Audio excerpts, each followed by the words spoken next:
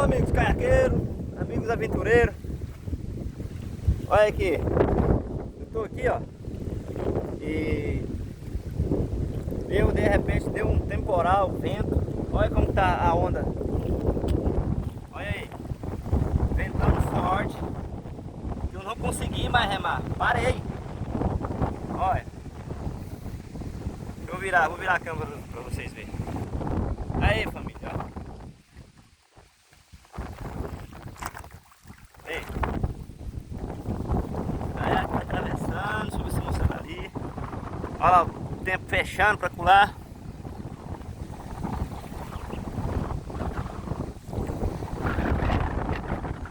Ainda falta um trecho bom ainda.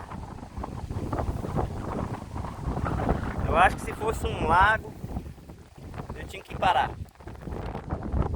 sair fora.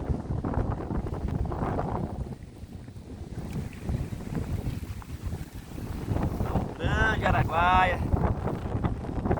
Foi imensa honra estar fazendo essa aventura aqui pela primeira vez no Rio Araguaia. Espero que tenha mais.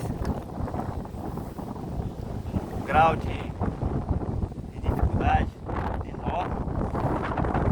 Muitas correntezas forte, cachoeira maravilhosa.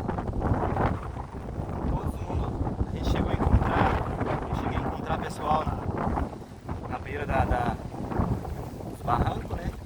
Todos me recepcionaram, todos me atenderam super bem. Consegui recarregar o celular em uma balsa. Então, isso é bacana. Olha lá.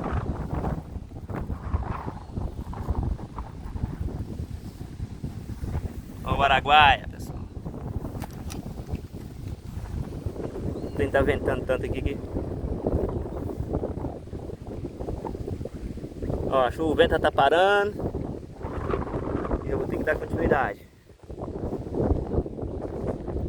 Olha aí.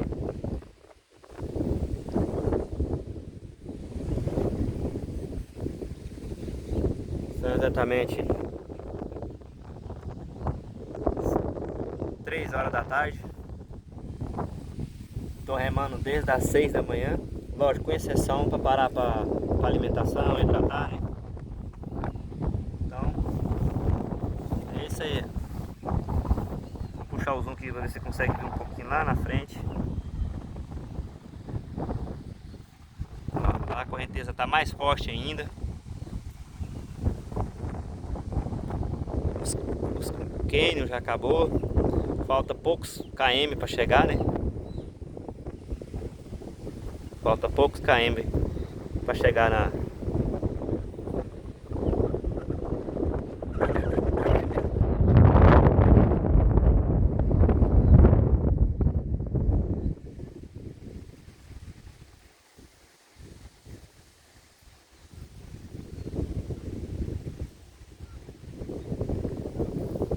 Então é isso aí, pessoal.